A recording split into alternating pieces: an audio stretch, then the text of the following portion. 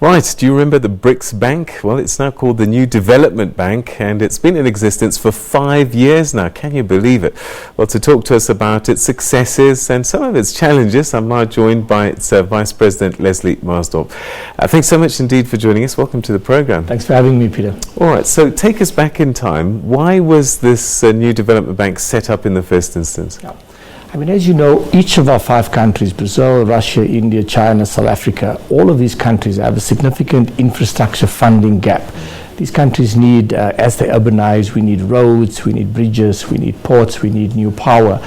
So the bank is filling that funding gap together with other institutions. You have commercial banks, you have the Africa Development Bank of Southern Africa. These are all what we call development finance institutions. They invest in long-term infrastructure, and they augment, they provide additional funding to the government to fund large-scale infrastructure.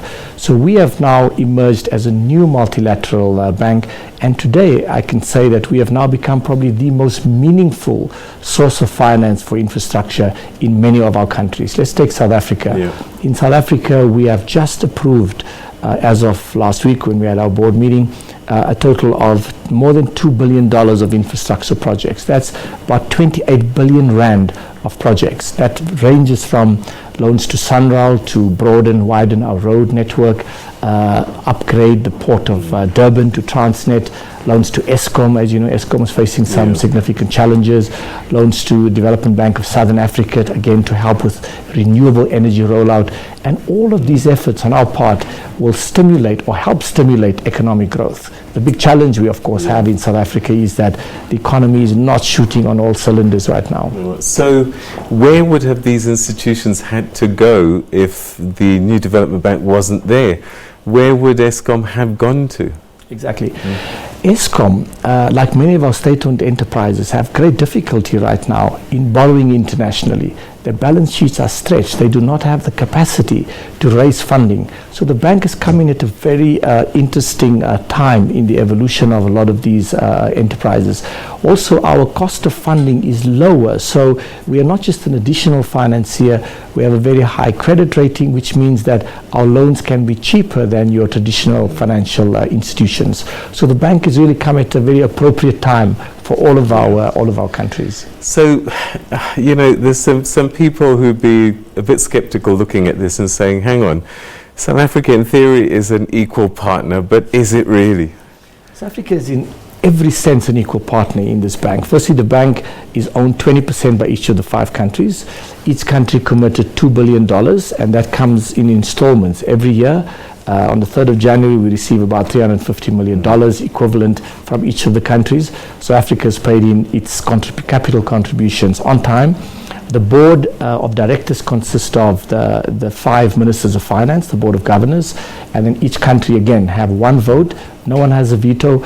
China is significantly bigger than South Africa, as you know, in every respect. The economy is 32, 33 times bigger than South Africa, but their say is equivalent to South Africa. Let's take the Credit and Investment Committee, where we make investment decisions, like which projects will we finance. I sit on that committee. There's 1 from each of the other 5 countries. Again, each one of us have 1 vote. So in every respect, South Africa is an equal partner in the BRICS body. So in that sense, it was a very inspired idea for the country to be part of this global formation. All right, so which countries are doing most of the borrowing? I can't think that China's needing to borrow money from this fund. On the contrary, China, Peter, is actually an economy that is quite fragmented in some respects. When you see a picture of Shanghai, it is one of the most modern, ultra-modern cities with, hundreds of skyscrapers, and it just looks like, a very developed sort of and clean New York. But when you look at the central part of China, when you go to sort of western parts, there's large parts of very underdeveloped pockets within China. So there's massive infrastructure programs. Similarly, India, the 2 largest borrowers from the bank, China and India, they have 1.23 billion people. There's massive urbanization, people moving to the cities.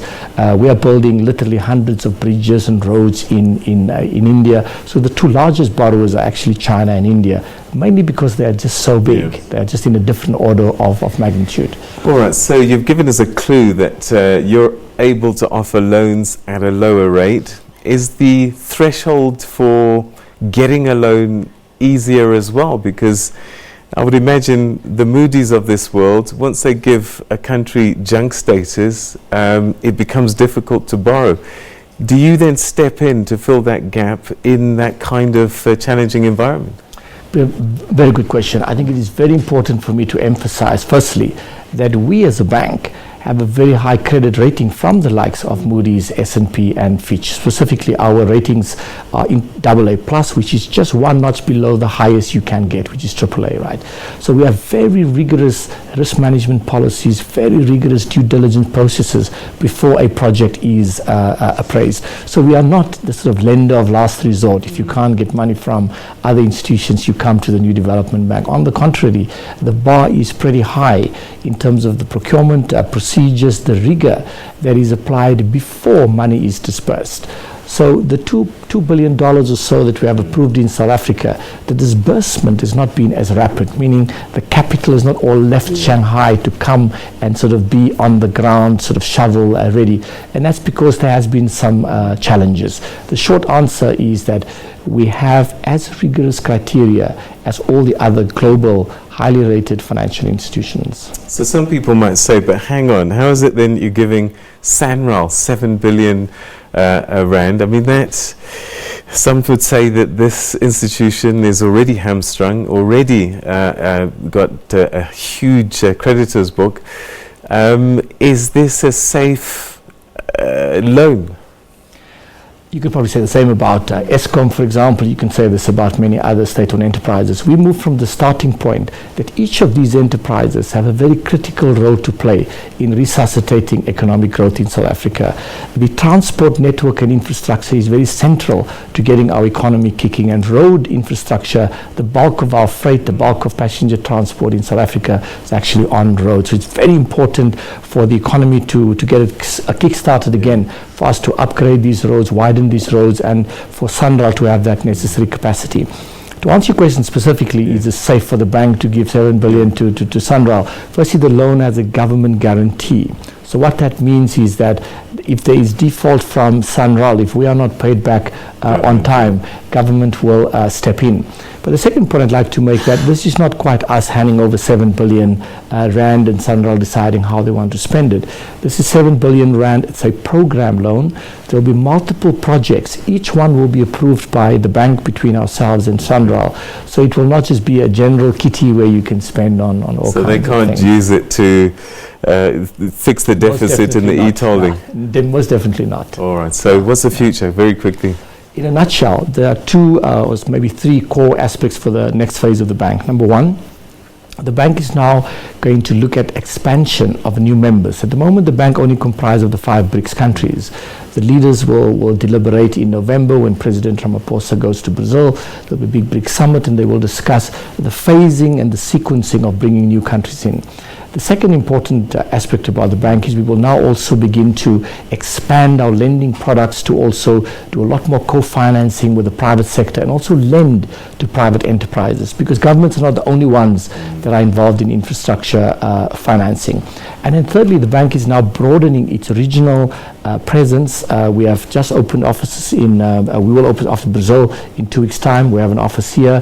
We're about to open an office in Russia, and then India will be the last one to follow. And then the final aspect that I want to highlight is we are about to launch a bond program here in South Africa, where we will do an inward listing of probably 1 billion rand bond before the end of this year. So we're raising local currency and then on lending in rand to our borrowers in South Africa. Wow, sounds very exciting. So a real bank doing real things. Yes. Thanks so much indeed for that update, and we look forward to our next chat just to get a catch up on the next phase of what's been happening. Thanks so much indeed for coming through. Thanks for having me.